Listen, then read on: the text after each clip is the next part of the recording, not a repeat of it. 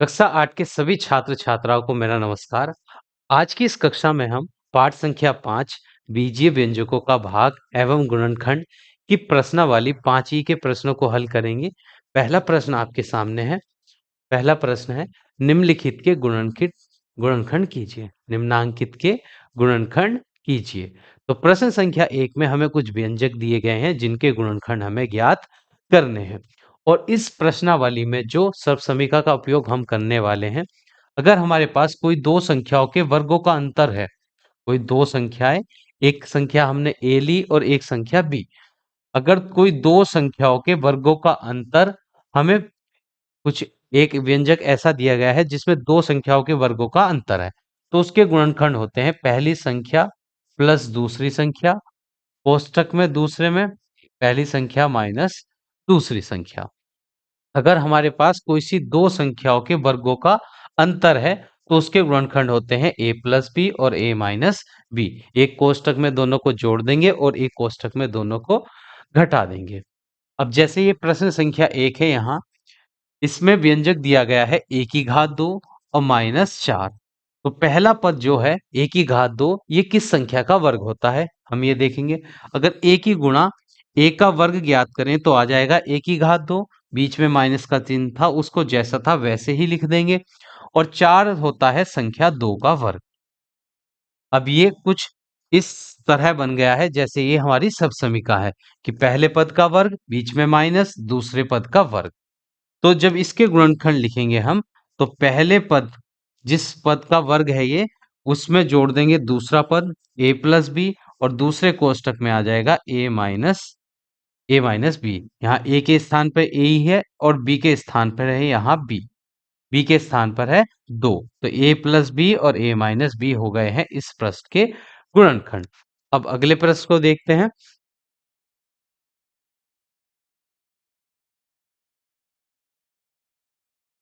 सवाल नंबर 2 है, a की घात 2 माइनस 49 b की घात 2। तो यहाँ पर पहला पद जो है उसको हम लिख सकते हैं a का वर्ग। अगर a का वर्ग करेंगे तो आ जाएगा a की घात 2 माइनस जो दूसरे पद में संख्या दी गई है 49 b की घात 2। 49 वर्ग होता है 7 का और b की घात 2 वर्ग होगा b का।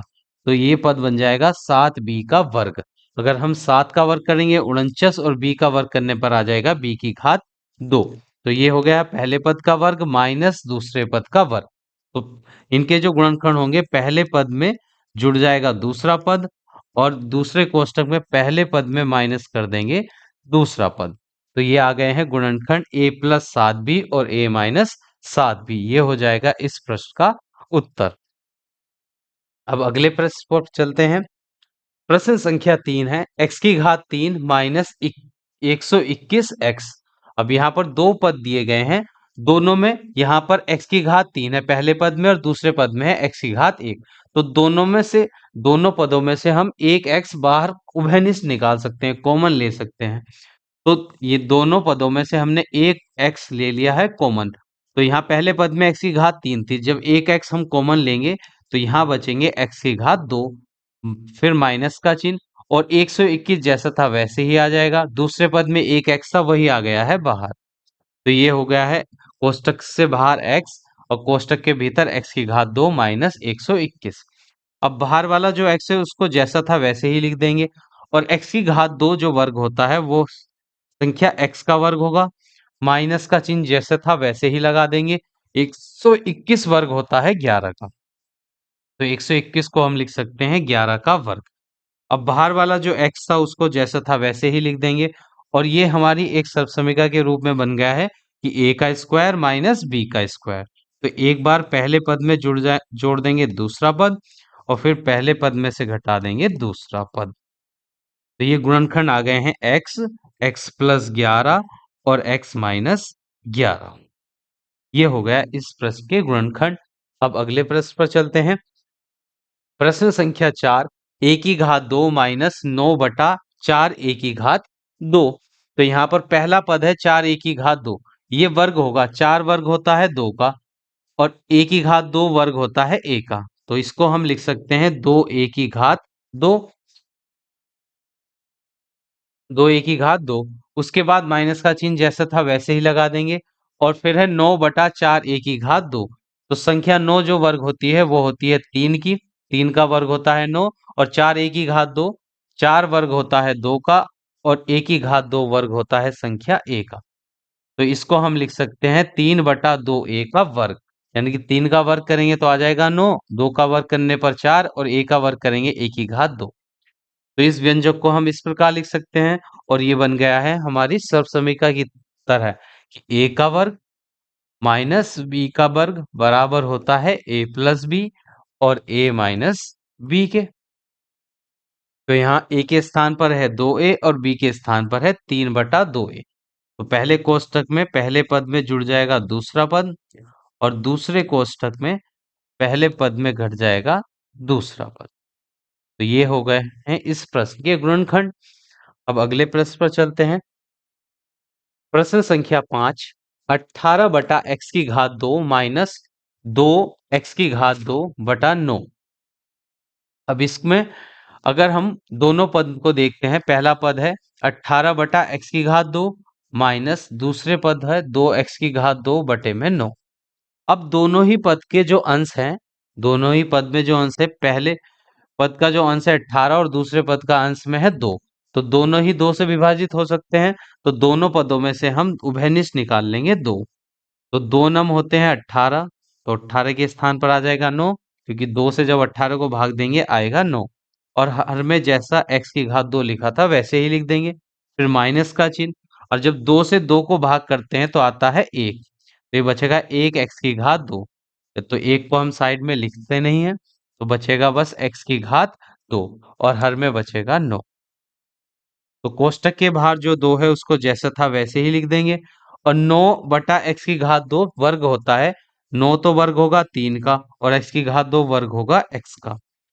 तो ये हो गया 3 का वर्ग हो जाएगा 9, और x का वर्ग हो जाएगा x की घात 2।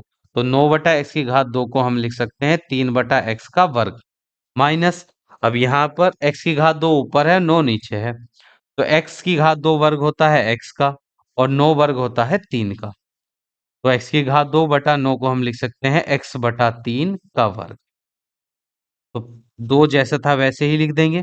अब ये हो गया a का स्क्वायर माइनस b का स्क्वायर। तो पहले पद दो पदों के वर्गों का अंतर है ये। तो पहले पद पहले कोष्ठक में आ जाएगा दोनों का योगफल, और दूसरे कोष्ठक में दोनों का अंतर। तो ये हो गए हैं इस प्रश्न के गुणनखंड। अब अगले प्रश्न पर चलते हैं। प्रश्न संख्या 6, a की घात a माइनस बी का होल स्क्वायर माइनस a की घात 2। तो पूरे कोष्ठक का वर्ग है माइनस a की घात 2। तो इस प्रश्न संख्या 6 में जो हमें व्यंजक दिया गया है उसमें पहला पद एक कोष्ठक के रूप में है, a माइनस बी की घात 2, और माइनस c की घात 2 वर्ग होता है c का। तो इसे हम अगर a माइनस बी को कोई एक समझे, ये a लिखा हुआ है, a माइनस बी जो है a, तो ये बन जाएगा a का वर्ग माइनस, और b के स्थान पर यहाँ लिखा है c, तो b का वर्ग। तो ये बन गई है सर्वसमीका a का वर्ग माइनस b का वर्ग। तो अब हम इनको लिख सकते हैं एक कोष्ठक में दोनों का अंतर, एक कोष्ठक में दोनों का योगफल लिखेंगे पहले a माइनस बी, तो ये हो गया हमारा a, और फिर प्लस का चिन्ह, और b के स्थान पर आ जाएगा c। तो पहले कोष्ठक में हमने दोनों को जोड़ दिया। दूसरे कोष्ठक में पहले पद में दूसरा पद घटाएंगे, तो पहला पद है a माइनस बी, और दूसरा पद है c, तो c के बीच में आ जाएगा माइनस। तो ये हो गए हैं इस व्यंजक के गुणनखंड a माइनस बी प्लस सी और a माइनस बी माइनस सी। अब अगले प्रश्न पर चलते हैं। प्रश्न संख्या 7, ए माइनस 3b का पूर्ण वर्ग माइनस 36b का वर्ग। तो पहला पद जैसा है उसको हम ऐसे ही लिख देंगे, a माइनस 3b का पूर्ण वर्ग माइनस 36 वर्ग होता है 6 का, और b की घात 2 वर्ग होगा b का। तो 36b की घात 2 को हम लिख सकते हैं 6b की घात 2। तो अगर कोष्ठक पहले वाले कोष्ठक को समझे a, तो a का वर्ग माइनस दूसरे कोष्ठक में जो लिखा है उसे समझे b, तो ये हो जाएगा b का वर्ग। ये हो गया b का वर्ग। तो a का वर्ग माइनस b का वर्ग। तो अब दोनों को हम एक कोष्ठक में तो दोनों को जोड़ देंगे, और दूसरे कोष्ठक में दोनों को कर देंगे माइनस। तो a ये हो गया a, पहले पहला पद लिखेंगे a माइनस 3b, और उसमें हम जोड़ देंगे 6b। फिर दूसरे कोष्टक में पहला पद लिखेंगे a माइनस 3b और दूसरे माइनस कर देंगे दूसरा पद 6b। अब ये a माइनस प्लस होते हैं माइनस, तो 6 में से 3 घटाएंगे आएगा 3 और ज्यादा संख्या प्लस की है तो प्लस का 3b। फिर a माइनस माइनस होंगे प्लस, तो 6 में 3 जोड़ देंगे हो जाएगा 9b और ज्यादा चिन्ह है माइनस का, तो ये आ गए हैं a प्लस 3b और दूसरे कोष्टक में a माइनस 9b इस प्रश्न के गुणनखंड।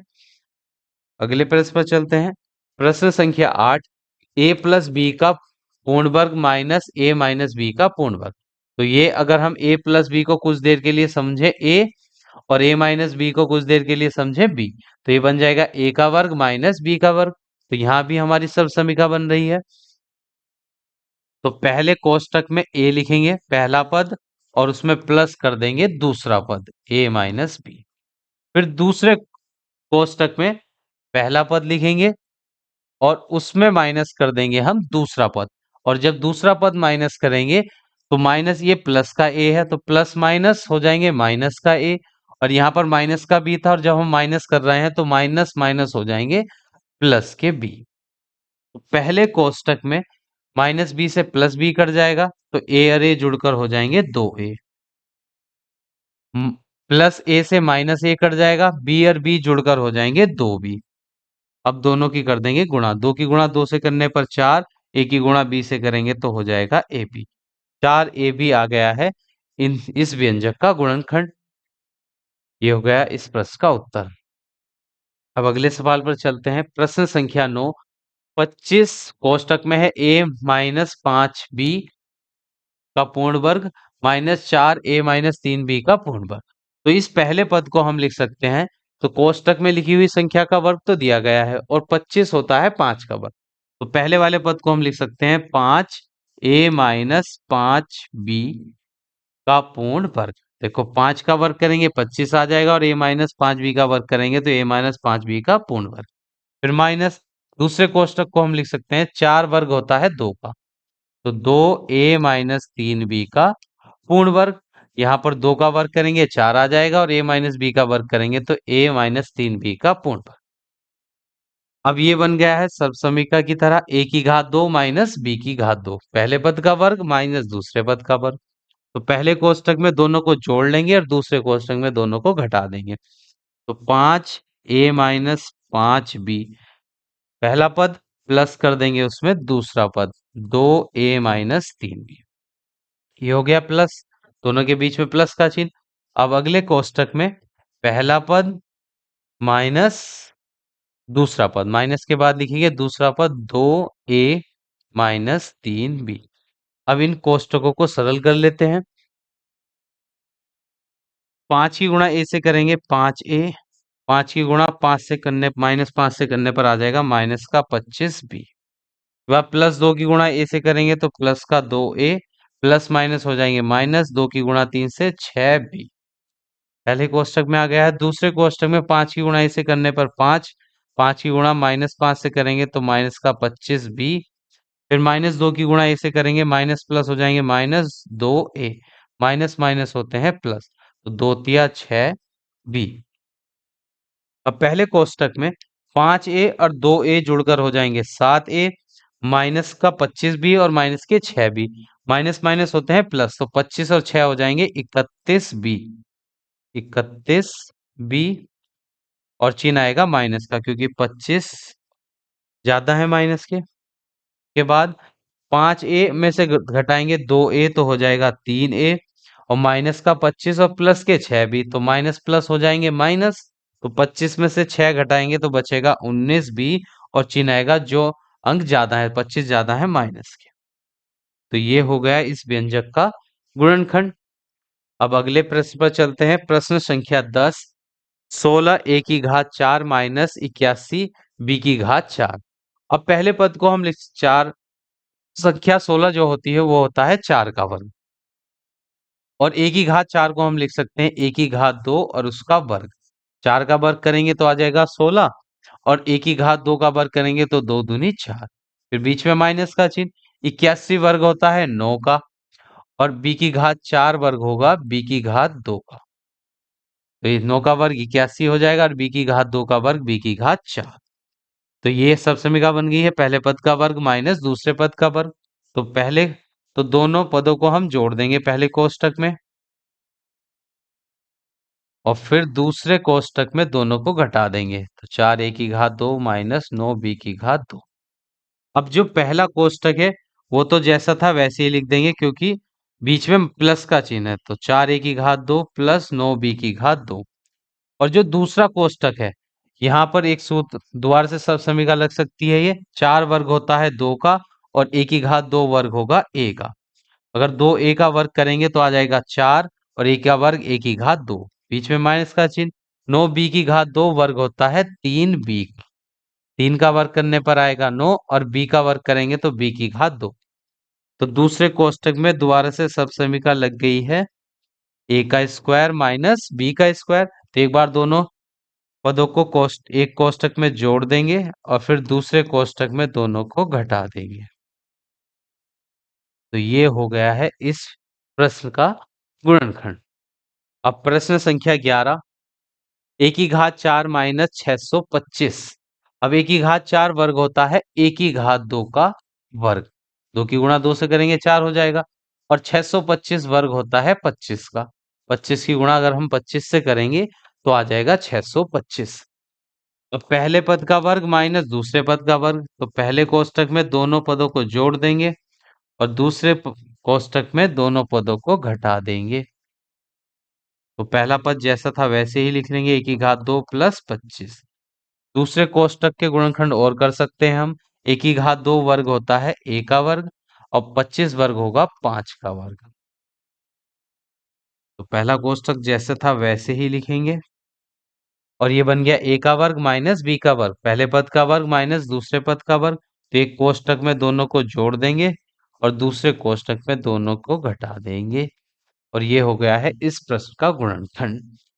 अब प्रश्न संख्या 12 देखते हैं, a की घात 2 b माइनस b की घात 3 का गुणनखंड कीजिए और प्राप्त परिणाम का 101 का वर्ग गुणा 100 माइनस 100 का घन का मान ज्ञात करने में अनुप्रयोग कीजिए। तो इस व्यंजक के पहले हमें गुणनखंड करने हैं, और जो परिणाम प्राप्त होगा उसकी मदद से, मतलब जो गुणनखंड आएंगे इस व्यंजक के, उसकी मदद से हमें इस व्यंजक का मान ज्ञात करना है। तो पहले हम इसके गुणनखंड कर लेते हैं। a की घात 2 b माइनस b की घात 3। अब इसमें दो पद हैं, a की घात 2 a की घात 2 b पहला पद, और माइनस b की घात 3 है दूसरा पद।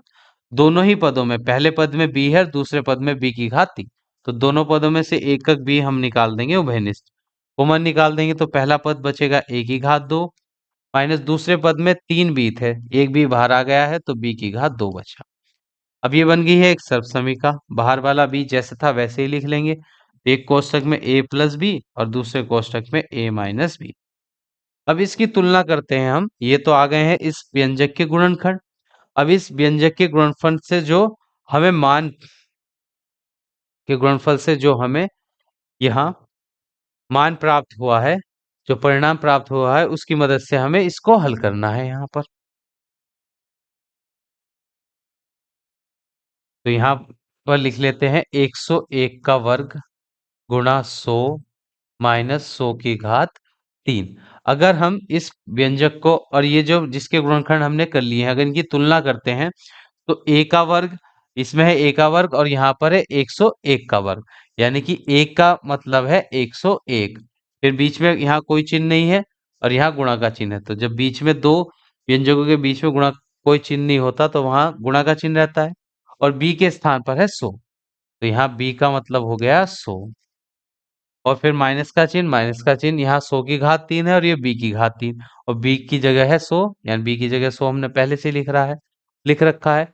अब इसकी मदद से हम ये जो परिणाम आया था हमें, ये आया था b, तो b हम बाहर लिखेंगे। तो b का मान है 100, फिर कोष्टक में दोनों को जोड़ेंगे a प्लस बी।